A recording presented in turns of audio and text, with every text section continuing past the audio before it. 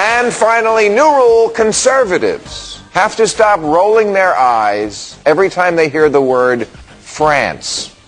Like just calling something French is the ultimate argument winner. As if to say, what can you say about a country that was too stupid to get on board with our wonderfully conceived and brilliantly executed war in Iraq?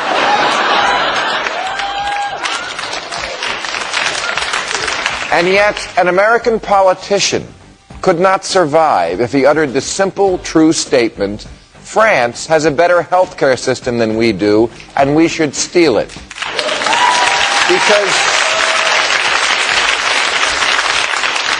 Because here, simply dismissing an idea as French passes for an argument. John Kerry? Couldn't vote for him. He looked French. Yeah, as opposed to the other guy who just looked stupid.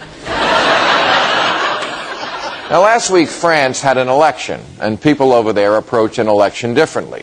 They vote. 85% of them turned out. You couldn't get 85% of Americans to get off the couch if there was an election between tits and bigger tits and they were handing out free samples.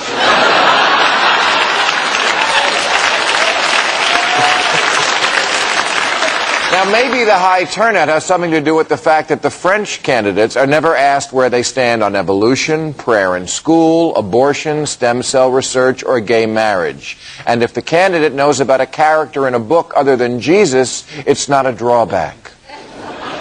The electorate doesn't vote for the guy they want to have a croissant with. Nor do they care about private lives. In the current race, Ségolène Royal has 4 kids, but she never got married. And she's a socialist. In America, if a Democrat even thinks you're calling him liberal, he grabs an orange vest and a rifle and heads into the woods to kill something.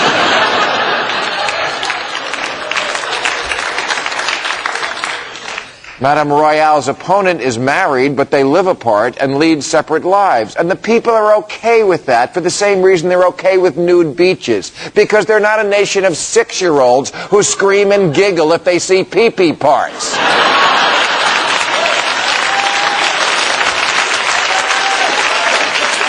They have weird ideas about privacy. They think it should be private. In France, even the mistresses have mistresses. To not have a lady on the side says to the voters, I'm no good at multitasking. Now, like any country, France has its faults, like all that ridiculous accordion music. But their health care is the best in the industrialized world, as is their poverty rate. And they're completely independent of Mideast oil.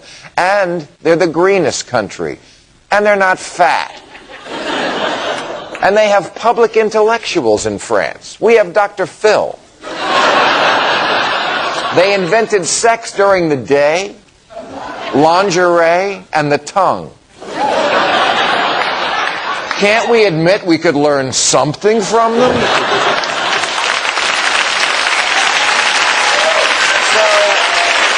From now on, all you high-ranking Bush administration officials, because the French are righter than you on most things, when France comes up in conversation, you are not allowed to roll your eyes. The only time you get to do that is when your hooker from Ms. Julia is blowing you.